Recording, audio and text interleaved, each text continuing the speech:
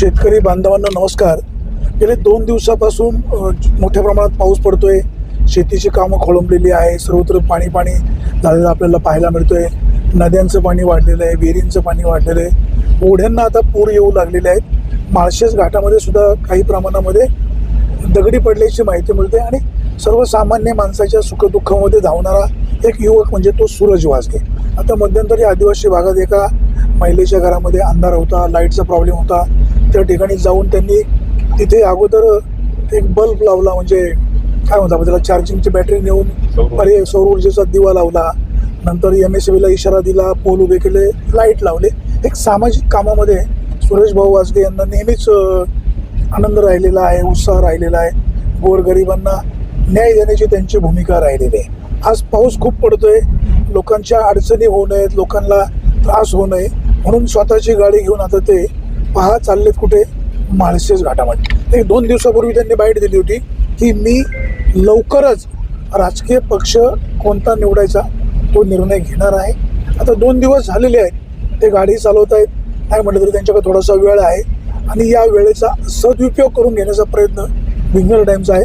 सुरेश भाऊ, जय शिवराय. जय शिवराय. तुम्ही आता माळशेज घाटामध्ये चाललात, काय विषय नेमका? साहेब, आजपासून अतिवृष्टीला सुरुवात, खूप पाऊस आहे. रात्रीपासून ती पावसाला सुरुवात झाली आणि काल पण हवामान खात्याने जो इशारा दिला की गेले 3 ते 4 दिवस लागोपाठ अतिवृष्टीचा इशारा त्या ठिकाणी हवामान खात्याने दिलाय. या माध्यमातून जुन्नर तालुक्यातील सगळ्या नागरिकांना, शेतकऱ्यांना असेल, या ठिकाणी आपण काळजीपूर्वक आवाहन करतोय, विनंती करतोय की सध्या थोडं सतर्क करा, काळजीपूर्वक सगळ्या गोष्टी करा, काम करा.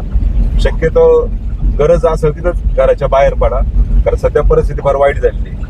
माळशेज घाटात काही आमच्या मुंबईकरांचा फोन आला होता की तिथं याला नेमकी अडचण आहे का नाही, कारण माळशेज घाटात नेटवर्कचा प्रॉब्लेम आहे, रेंजचा प्रॉब्लेम आहे, तिथून नेमकं समजत नाही. मग तिथं आपले काही खुबी असेल, करंजळे असेल, मठ असेल, तिथले आपले काही जे तरुण सहकारी आहेत त्यांची आपण एक टीम करणार आहे मदत कार्यासाठी. जर उद्या कोणाची जर तिथं गाडी अडकली, पुढं काही दरड कोसळली, तर आपली पोरं त्या ठिकाणी त्यांना जर संपर्क केला किंवा तर त्या ठिकाणी ते पिकअप गाडी असेल किंवा बाकीच्या गाड्या घेऊन असेल तर त्या ठिकाणी धावून जातील, कारण ती जवळच्या आसपासची गावातली पोरं आहेत. तर अशा पद्धतीने साहेब तुमच्या माध्यमातून आपण माळशेज घाटात त्या ठिकाणी छोट्या येणारी लोक आपलीच आहे. अनेक जुन्नर तालुक्यातील लोक माळशेज घाटाने या ठिकाणी तालुक्यात येतात, जात असतात मुंबईला, आणि अनेक प्रवासी येत असतात.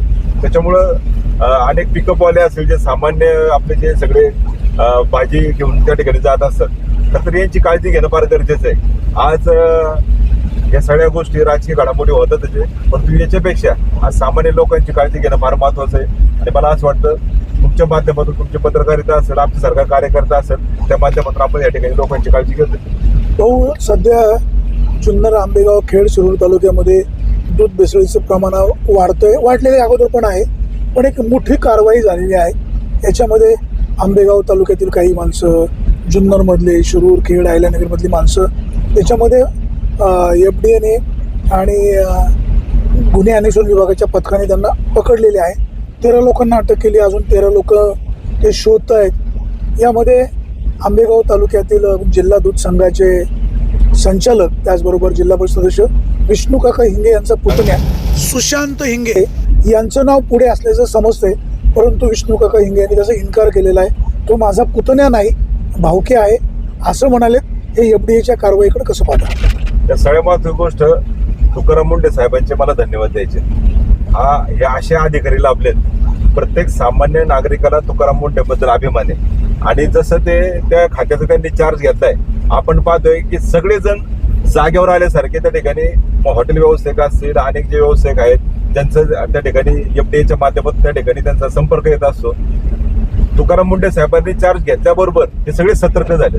परंतु आपल्या परिसरात अशा पद्धतीने जर दूध भेसळ होत असेल, आणि विष्णू काकांनी सांगितलं की त्यांचा पुतण्या जो सुशांत हिंगे, सुशांत हिंगे, त्यांनी सांगितलं की तो भावकीतला पुतण्याला मी होतो, कोणी असो, मुलगा असो साहेब, मुलगा असो, त्यांचं असं वक्तव्य पाहिजे, माझा मुलगा जरी असेल तर असं पद्धतीने जर कोणाच्या जीविताशी जर खेळत असेल, माझा मुलगा जरी असेल तर त्याच्यावर तुम्ही कारवाई केली पाहिजे, असं खरं त्यांच्या वक्तव्याची अपेक्षा होती. परंतु असो, याच्या जुन्नर तालुक्यातील पण काही तरुण सापडले, हे फार मोठं चिंताजनक आहे. बोरवाडीचा आहे, उमरजचा आहे, म्हणजे हे चिंताजनक आहे की आपल्या तालुक्यात पण अशा पद्धतीने भेसळ होत होती. साहेब, हे एखाद्याच्या जीवाशी खेळल्यासारखं आहे. मी होतो- लहान मुलांचं आरोग्य धोक्यात आहे. आपण पिशवीतलं दूध जन्मलेल्या बाळाला पाजतो. म्हणजे पैसे कमवण्यासाठी, म्हणजे एकीकडे आपण म्हणतो की इकडे दारूधंदे चालू आहेत किंवा हे चालू आहे, आपण याच्यापेक्षा तुम्ही दुधात भेसळ करताय, याच्यापेक्षा वाईट काय आहे? तुम्ही विष पाजताय लोकांना, लहान लेकरांना. इतकं वाईट आहे साहेब.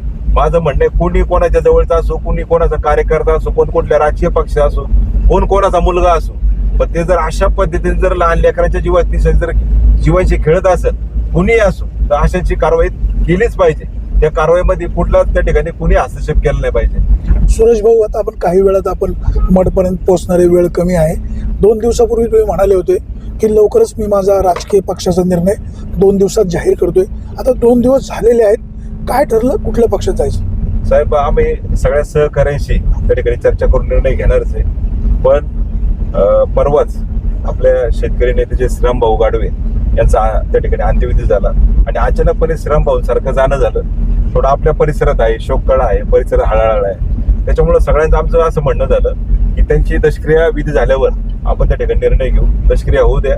नक्कीच आम्ही सगळ्या सहकाऱ्यांशी चर्चा करू. त्याचं कारण असं आहे साहेब, प्रत्येकाचं समजा काय काय मतांतर आहे किंवा आमचे जे सहकारी आहे, जवळचे जे विश्वासू आपले सहकारी, मी म्हणतो आपले इतरांच्या मोठ्या मोठ्या संघटना असेल, मोठमोठे पक्ष आहेत, आमचे थोडेफार कमी असतील, मित्रपरिवाराचा, पण तो जीवाभावाचा मित्रपरिवार आहे. निम्म्या रात्री फोन केला तर ते अडचणी धावून येतात, असा मित्रपरिवार आहे. मला असं वाटतं अशा सगळ्यांना विश्वासात घेऊनच मग आपण आपली पुढची भूमिका जाहीर करू. आणि ते 100% साहेब, तुमच्याशिवाय, तुमच्या सगळ्या पत्रकार बांधवांशिवाय ती होणार नाही. आता तुम्ही 4 दिवसापूर्वी अंबर परदेशी यांची काँग्रेस पक्षाच्या तालुका अध्यक्षपदी निवड झाली. तुम्ही त्यांना शुभेच्छा पण देऊन आल्यात. काय काँग्रेसकडे कल दिसतो? साहेब, सगळ्यात महत्त्वाची गोष्ट काय आहे की जुन्नर तालुक्यात कोणी जरी कुठला पक्षाचा पदाधिकारी जरी झाला, अध्यक्ष झाला किंवा जिल्हा परिषद झाले, पंचायत सदस्य झाले, असे जे काही नवीन निवडी झाल्या त्या ठिकाणी आम्ही जाऊन सत्कार करत असतो. मागे नगरपालिकेला सगळ्या नगरसेवकांचा जाऊन घरी भेटून, त्यांना प्रत्यक्ष जाऊन भेटून त्या ठिकाणी त्यांचा सत्कार केला होता. अंबर शेटचे पण आपले एक मैत्रीपूर्व संबंध आहे. त्यांच्या चिरंजीव असेल, अंबर शेट असेल, या बऱ्याच वर्षापासून ते काँग्रेस पक्षाचे काम करतात. आणि त्या दिवशी त्यांचा फोन आल्यानंतर काही आमच्या नारेगावची मंडळी होती की सत्कार करण्यासाठी अंबर शेटचा त्या ठिकाणी गेलो आणि त्यांचं त्यांना भेटून त्या ठिकाणी अभिनंदन केलं. काय काँग्रेसच्या दिशेने प्रवास नाही? नाही साहेब, जर उद्या सगळे जर सहकारी म्हणले, समजा आपल्याला सगळ्या सहकार्याने विश्वास घेऊन जर सगळ्यांनी सांगितलं की आज काँग्रेस सारखा पक्ष असेल, राहुल गांधी सारखं नेतृत्व जर सगळ्यांना मान्य असेल, तर त्या दिशेने प्रवास करू. जर सगळ्यांचं म्हणणं असेल आपल्या उद्धव साहेबांच्या पक्षात जायचंय, उद्धव साहेबांचं आपल्याला नेतृत्व मांडणे, त्या पद्धतीने प्रवास करू. सगळ्या सहकार्यांना विश्वासात घेऊनच त्या ठिकाणी आपण त्या ठिकाणी राजकीय प्रवास करू साहेब. राष्ट्रवादी काँग्रेसचे युवा नेते विजय कुराडे तुमच्या संपर्कात आहेत. ते सुद्धा तुमचं मन वळवण्याचा प्रयत्न करतात की सुरेश भाऊ पुन्हा माघारी फिरा, स्वगृही या, असे काही प्रयत्न सुरू असल्याचं समजतंय. खरं तर विजू सर मला म्हणजे कार्यक्रमाला पण भेटले होते. शिक्षकांचा सेवापूर्ती सोहळा कार्यक्रम होता, त्या ठिकाणी पण चर्चा झाली साहेब. तर त्यांना मी सांगितलं की ज्यावेळेस जिल्हा परिषदेच्या निवडणुका सुरू होत्या त्यावेळेस पक्ष एकत्र येण्याच्या हालचाली सुरू होत्या. त्यावेळेस अजितदादा हयात होते आणि त्यावेळेस आपण सगळ्या बैठकी पाहिल्यात की खासदार साहेब असतील, अनेक बाकीचे खासदार, आमदार हे अजितदादांबरोबर त्या ठिकाणी बैठका घेत होते. आणि त्यावेळेस अशा आम्हाला सूचना होत्या की आता पक्ष एकत्र येतोय, दोन्ही पक्ष, पवार साहेबांचा पक्ष आणि अजितदादांचा पक्ष एकत्र होतोय. आणि आम्हाला पण वाटलं चला मग राष्ट्रवादीच्या प्रत्येक कार्यकर्त्याला ही आनंदाची गोष्ट आहे, कारण ज्या पक्षाच्या विभागणीमुळं हे सगळे दूर झाले किंवा आमची जी विसंगती आली आणि कारण नसताना खरं तर वाईटपणा पण आला, परंतु ह्या सगळ्या गोष्टी काय कार्यकर्त्यांनी केलेल्या नाही, या वरच्या घडामोडी घडल्या ज्यांनी त्यांनी त्यांची भूमिका घेतली म्हणून कदाचित विसंगती आली. प्रत्येक तालुक्यात आली, प्रत्येक गावात आली साहेब. याच्यात काय कुठल्या कार्यकर्त्याचा दोष नाही. शेवटी वरचे लोक राजकारण करतात, वरचे लोक त्यांच्या स्वार्थापोटी असेल किंवा काही त्यांच्या अडीअडचणीपोटी राजकारण करतात, परंतु भरले जातात कार्यकर्ते आणि त्या पद्धतीने आमच्या सगळ्यांची विसंगती झाली. पण त्यावेळेस असं ठरलं की दादा आहेत असताना पक्ष एकत्र येत असत तर याच्यासारखी कुठली आनंदाची गोष्ट नाही. त्यावेळेस खासदार साहेबांच्या ऑफिसला मला त्या ठिकाणी बोललो होतं. मी माझी भूमिका स्पष्ट केली, जर एकत्र येत असेल तर काय हरकत नाही, आपण एकत्र काम करू. विजय कुराडेशी आतावढ्यात काही बोलणं झालं का 4 दिवसामध्ये? नाही, मी त्यांना तेच सांगितलं की ज्यावेळेस खासदार साहेबांनी आम्हाला ऑफिसला बोलवलं होतं त्यावेळेस असं सांगितलं होतं, त्यावेळेस अतुल शेठ पण होते, त्यावेळेस असं सांगितलं की पक्ष एकत्र येतोय आणि सगळ्या कार्यकर्त्यांना एकत्र येणं गरजेचं आहे. मग ठीक आहे, जर पक्ष एकत्र येत असेल तर म्हणलं आनंद आहे आपल्याला. तसंच मी विजू सरांना सांगितलं की ही जी बोलणी आमची झाली ही त्यावेळेस झाली होती अजितदादा हयात असताना, परंतु त्यानंतर काय त्या गोष्टीचे खरं तर दादा पण गेले, ते सगळे आपण सगळी नाही, आता दोन राष्ट्रवादी घडामोडी एक पाहिल्या. होतील नाही होतील हा पुढचा विषय. पण समजा तुम्हाला सगळ्या नेत्यांनी म्हणाले की सुरेश भाऊ माघारी फिरा, या पुन्हा राष्ट्रवादी काँग्रेसमध्ये, तर असा काही विचार होऊ शकतो का? साहेब मी त्यांनी म्हणण्यापेक्षा मी स्वतःहून त्यांना म्हटलं होतं ज्यावेळेस खासदार साहेबांच्या मी ऑफिसला होतो, अतुल शेट्टी पण बोललो होतो, अतुल शेट्टी पण होते, मी त्यांना एकच सांगितलं होतं साहेब मी संघटनेवर काम करणारा कार्यकर्ता आहे, तुम्ही मला संघटनेची जबाबदारी द्या, आपण 100% एकत्र पद्धतीने आपण त्या ठिकाणी काम करू जर पक्ष एकत्र होत असेल तर. परंतु नंतर आज झालं 2 दिवसांनी दादांचा अपघात झाला. अपघात झाल्यानंतर त्या सगळ्याच घडामोडी सगळ्या बदलल्या, परत पण काही चर्चा नाही, मग त्याच्यामुळे काय तो विषय सगळा तर दोन पक्ष एकत्र नाही झाले आणि अतुल बेनके किंवा तुमचे जुने मित्र म्हणाले सुरेश भाऊ या परत पाठीमागे, तर काय विचार होऊ शकतो? नाही. सगळ्यात महत्त्वाची गोष्ट काय आहे साहेब की मी तुम्हाला मगाशी पण सांगितलं की आमचे जे सगळे जीवाभावाचे मित्र आहेत सगळ्यांना आपण विश्वासात घेणं गरजेचं आहे. आतापर्यंत काय आलंय, सहकारी म्हणाले तर ऐका ना साहेब, आतापर्यंत मी माझ्या निर्णयाला कोणला त्या ठिकाणी म्हणजे शरदादा ज्यावेळेस निर्णय घेतला त्यावेळेस मी माझा निर्णय घेतला होता का मला माहित होतं की आपण त्या ठिकाणी शरदादांना त्यावेळेस माझे मनापासून प्रयत्न चालू होते की महाविकास आघाडीमध्ये आणून शरदांना त्या ठिकाणी आमदार करायचं, कारण सत्यशील दादांना एक धोका दिसत होता. जे आहे ते आहे, आपण खऱ्या मित्राला खरंच त्या ठिकाणी सल्ला देणार आणि शरदादांबद्दल त्या ठिकाणी आम्ही जी भूमिका घेतली त्याच्यामुळे काय आलं, भूमिका घेतली ते आमदार पण झाले, परंतु महाविकास आघाडीची एवढी घसरण झाली मला पण कुठल्या म्हणजे यांनी त्यांना मनुष्य वाटलं नाही की तुम्ही महाविकास आघाडीकडे चला, कारण त्यावेळेस महाविकास आघाडीची एवढी झाली घसरण आणि त्यांनी पण त्यांचा त्या ठिकाणी एकनाथ शिंदे साहेबांचा चांगला संपर्क होता, त्यांचे संबंध होते, ते त्यांचं नेतृत्व होतं, ते त्या ठिकाणी त्या पक्षात गेले म्हणून आम्ही अपक्षित राहिलो अजून पण. आज जी अपक्षाची भूमिका आहे साहेब, म्हणून सगळ्या त्या ठिकाणी अनेक जे आपले सल्लागार असतात मार्गदर्शक असतात ते आपल्याला वेळोवेळी सल्ला, तुमच्यासारखे लोक आहेत ते वेळोवेळी मार्गदर्शन करत असतात की कुठला तरी पक्ष घेऊन. त्या आता मध्यंतरी एक कार्यक्रम होता त्याच्यामध्ये स्वतः अनिल तात्या बोलले, अनिल तात्यासारखं एक कृषीभूषण एक ज्येष्ठ व्यक्तिमत्व ते मला भर माईकवर त्या ठिकाणी सगळ्या जाहीरपणे बोलले की तू एखादा चांगला पक्ष त्या ठिकाणी सोबत घे आणि मग तुझी पुढची वाटचाल कर. मला असं वाटतं जर एवढे जर चांगले नेते जर आपल्याला सल्ला मार्गदर्शन करत असेल मला असं वाटतं त्या पद्धतीने वाटचाल केली पाहिजे. आता शरद सोनवणे यांना तुम्ही आमदार केलं, अपक्ष म्हणून साथ दिली, ते आता शिवसेनेमध्ये गेले एकनाथ शिंदेच्या, तर शरददादा म्हणाले की काय नाही सुरेश भाऊ एकनाथ शिंदेच्या शिवसेनेमध्ये या, असा काही प्रवास असू शकतो? साहेब खरं तर मी तुम्हाला तेच सांगितलं की सगळे आमचे जे सहकारी आहेत, सगळ्यात महत्त्वाची गोष्ट काय, माझे सगळे सहकारी शक्यतो सगळे पुरोगामी विचारायचे जास्तीत जास्त. काही भाजपचे पण मित्र ते पण माझ्या खूप प्रेम करतात, त्यांच्या पण कुठल्या अडीअडचणी असल्यात आणि त्या ठिकाणी त्यांच्यासाठी पण मी धावून जात असो. मी कधी असं कोणता पक्ष पाहिलं नाही, मग तो शिवसेनेचा असू, राष्ट्रवादीचा असू, भाजपचा असू. तुम्ही पण पाहताय साहेब, आपण कधी कोणाला पक्ष विचारून कोणाचं काम केलं नाही, प्रत्येकासाठी आपण त्या ठिकाणी धावून जात असो. मला असं वाटतं जे राजकारणात किंवा या तालुक्याकडं जे चांगल्या आशेने जे तरुण पाहतात, जे सामान्य तरुण, मला असं वाटतं त्या सामान्य तरुणांना विश्वासात घेतलं पाहिजे, ते आपल्या सहकार्याने विश्वासात घेतलं पाहिजे, कारण त्यांना कुठला आता आश्रय नाही. सगळ्यात महत्त्वाची गोष्ट आता काय होतं, ही प्रस्थापित मंडळीचे फार मोठ्या त्या ठिकाणी जे राजकीय लोक आहेत यांच्या फार मोठ्या संघटना असतील, पक्ष असतील, पण तुझी एक सामान्य तरुणांची जी फळी आहे यांना त्या ठिकाणी कुठला त्या ठिकाणी आश्रय नाही. मला असं वाटतं त्यांना सोबत घेऊन आम्ही एकत्र पद्धतीने काम करणार आहे. मी म्हणत नाही मला कोणाचं नेतृत्व करायचे, पण याच्यापेक्षा त्यांना जर सोबत घेतलं तर ते बिचारे कोणच त्या ठिकाणी वाऱ्यावर जाणार नाही. त्यांना पण त्या ठिकाणी ज्यांना वाटतं की आपल्या त्या ठिकाणी आपल्या गावात चांगलं काम केलं पाहिजे, तालुक्यावर संघटनेवर काम केलं पाहिजे, अशा तरुणांना आपण सोबत घेऊन त्या ठिकाणी वाटचाल करू. भाजपच्या दिशेने प्रवास होऊ शकतो? साहेब मी तुम्हाला मगाशी पण तो उल्लेख केलाय की भाजपमध्ये पण माझे अनेक सहकारी आहेत आणि चांगले मित्र पण आहेत. हो का नाही मी सांगतोय तुम्हाला, जर समजा उद्या जर सगळ्यांनी आम्ही ठरवलं की आपल्याला भाजपमध्ये जायचंय, आता सगळ्यात महत्त्वाची गोष्ट तुम्हाला सांगतो, ज्यावेळेस 8वी 9वी ला आम्ही शाळेत होतो त्यावेळेस आमचे आवडते पंतप्रधान अटल बिहारी वाजपेयी होते, परंतु तो काळ भाजपचा फार वेगळा होता. तो काळ एक देशहिताचा काळ, देशहिताचे निर्णय घेणारे त्यावेळेचे नेते होते. पाणी बघा, पाणी अवस्था बघा. खर तर या ओतूर हायवेला माझ्या निमित्त नागरिकांना विनंती आहे की सगळं जे पाणी साचलंय काळजीपूर्वक चालवा. तो जो काळ होता साहेब त्यावेळेस सगळी देशहिताची भाषणं असायची. सुषमा स्वराज होते, प्रमोदजी महाजन होते, अटल बिहारी होते. तो काळ फार लय वेगळा होता.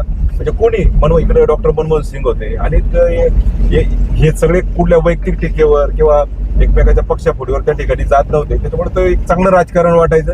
परंतु आता तसं राजकारण राहिलं नाही. पण आपण जरी उद्या सगळ्यांनी जर म्हणले, माझे सगळे विश्वासू जे जीवाभावाचे मित्र आहेत, तुमच्यासारखे मार्गदर्शक आहेत, ते जर म्हणजे आपल्याला भाजपच्या दिशेने जायचंय कदाचित त्या दिशेने जाऊ. परंतु जरी उद्या कुठल्या जरी हिंदुत्ववादी जरी पक्षात गेलो, परंतु माझे विचार त्या ठिकाणी हिंदुत्ववादी नसणार आहे. कारण मी एक पुरोगामी विचार स्वतःचा एक आपण बांधून घेतलेलं आहे की आपल्या सगळ्या जाती धर्माच्या लोकांना आपल्या सोबत घेऊन जायचंय. त्याच्यामुळे काही गोष्टीची अडचण आहे, परंतु आपली जी दिशा आहे ती 100% सगळ्यांना सोबत घेऊन जाणारी दिशा आहे. तुमच्या बहुतांशी कार्यकर्त्यांचा कल उद्धव ठाकरेंच्या शिवसेनेकडे आहे, राहुल गांधींच्या काँग्रेस पक्षाकडे आहे. साहेब, हे तुमचं म्हणणं बरोबर आहे. कारण त्या विचाराची जास्त लोक आहेत. किंवा जुन्नर तालुका आपलाच आहे, हा सुज्ञ तालुका आहे, अनेक तरुण सहकारी आहे. त्यांना असं वाटतंय की आता उद्धव साहेबांवर जी वेळ आली महाराष्ट्रामध्ये संघर्ष करण्याची ठाकरे कुटुंबावर, बऱ्याच जणांना ते पण वाटतं की आपण त्यांच्यासोबत पण असावं. या दृष्टीने साहेब आम्ही तो पण प्रयत्न केला होता. तुम्ही जिल्हा प्रमुख सुरेशजी भोर यांना विचारू शकता, आपले बामणे साहेब आहेत त्यांना विचारू शकता. मी त्यांना त्यावेळेस पण म्हणलो होतो की तुम्ही काहीतरी संघटनेची जर जबाबदारी देत असेल तर आम्हाला त्या पद्धतीने आपण प्रवास करू. पण ठीक आहे, असो. त्यांना पण कसं होतं, त्यांनी अनेक वर्ष काम केले, त्यांच्याकडे कार्यकर्ते आहेत, शेवटी त्यांना पण संधी देणं आहे. त्यांच्या बाजूने कदाचित अडचण पण झाली असेल. पण ठीक आहे, आपण जो काही विचार करू, शेवटी कुठल्या जरी पक्ष राहिला एक काँग्रेस पक्ष, शेवटी त्यांना देखील तालुका अध्यक्षपद त्यांनी भरलेलं आहे. शेवटी जरी कुठल्या जरी पक्षात गेलो, आपण कार्यकर्ता म्हणूनच काम करणार आहे साहेब. उद्या कुठल्या जरी पक्षात गेलो, समजा काँग्रेस पक्ष आहे किंवा अनेक पक्ष आहेत, जरी आपण मनसे पक्ष आहे, अनेक पक्ष आहे, परंतु याच्यापेक्षा आता काय आले माहिती का, मी तुम्हाला त्या दिवशी पण हा खुलासा केलाय तरुणांना साहेब, या पक्ष फोडाफोडीच्या राजकारणामुळे एकतर वीट आलेलं आहे आणि आमच्यासारखी एक तरुण पिढी जी आशेने या सगळ्या राजकारणाला पाहत होती, मग ती राष्ट्रवादीची असो किंवा शिवसेनेची असो, या फोडाफोडीमुळे यांच्या स्वार्थापायी एक तरुण पिढी ही 100% उद्ध्वस्त झाली. त्याचं कारण असं, मी उद्ध्वस्त का म्हणतोय की सगळ्यांमध्ये विसंगती आली. आम्ही जे जीवाभावाने एकमेकासाठी काम करायचं, तुम्ही बघा ना, शिवसैनिक पण शिवसैनिकांमध्ये अंतर आलं, वाईटपणा आला, राष्ट्रवादीच्या लोकांमध्ये त्यांच्यामध्ये वाईटपणा आला. हे केलंय कोणी? हे कार्यकर्त्यांनी नाही केलं. याच्या स्वार्थापायी राजकारणापायी झाले आणि कार्यकर्त्यांमध्ये विचारांमध्ये अंतर आले. आता मला सांगा, तुमचे मित्र अतुल बेनके यांनी जर तुम्हाला पक्ष संघटनेची जबाबदारी दिली, त्यांचे तालुका अध्यक्ष जे आहेत विकास दरेकर हे प्रभारी आहेत, आणि जर तुमच्यावर ती जबाबदारी सोपवली फादर राष्ट्रवादी काँग्रेसच्या तालुका अध्यक्षपदाची, तर असा काही प्रवास पुन्हा मागे फिरून राष्ट्रवादी काँग्रेस होऊ शकतो? साहेब, हा विषय त्यावेळेस झाला होता, जिल्हा परिषद निवडणुका सुरू होत्या ना, त्यावेळेस ही चर्चा झाली होती. आणि त्यावेळेस संघटनेचं मी खासदार साहेबांनी अतुल शेट्टी या ठिकाणी ही गोष्ट बोललो होतो की जर पक्ष एकत्र येत असेल तर संघटनेची जबाबदारी आम्ही घ्यायला तयार आहे. मी संघटनेचा कार्यकर्ता आहे आणि मग ते मला म्हणत होते की 2 वर्ष तुला थांबायला लागेल, कार्यकर्ता म्हणून काम करायला लागेल, मग आपण तुझा विचार करू. पण त्यावेळेस पक्ष पण एकत्र झाला नाही. अजितदादा पण त्या ठिकाणी विचार, त्यांचा घातपात अपघात जो काय आहे तो त्या ठिकाणी झाला आणि त्यानंतर हे सगळंच जे एकत्र होण्याची वाट चालू होती किंवा पक्ष एकत्र येण्याचं सगळे जे बातम्या येत होते ते सगळं बंद झालं आणि त्याच्यावर कोणाची आता नंतर चर्चा पण झाली नाही आणि कोण कोणाशी बोललं पण नाही. आपल्यासोबत होते युवा कार्यकर्ते, युवा नेते सुरेश भाऊ वाजगे. पाऊस खूप पडतोय, रस्त्याजवळ अगदी डांबरावर देखील पाणी वाहतंय. नंतर आपला जो घाट आहे माळशेज घाट, तिथे सुद्धा लोकांना वाहतुकीला अडचण होऊ नये म्हणून त्यांना मदत करायला सुरेश भाऊ निघालेले आहेत. मधल्या फावल्या वेळात त्यांनी त्यांची मतं स्पष्ट मांडलेली आहेत.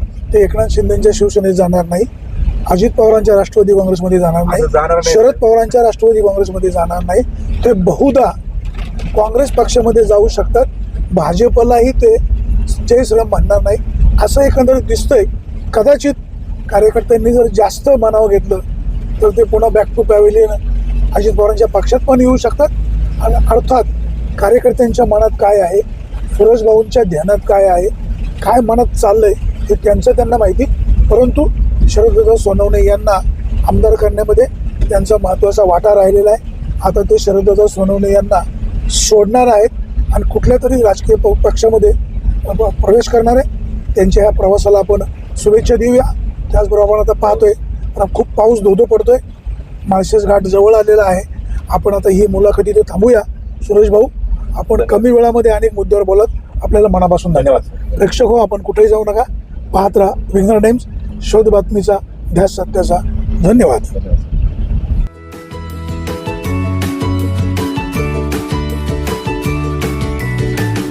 बातम्या शेतीच्या,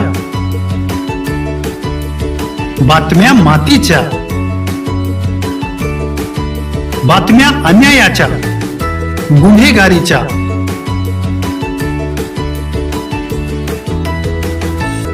राजकारणाच्या आणि समाजकारणाच्या,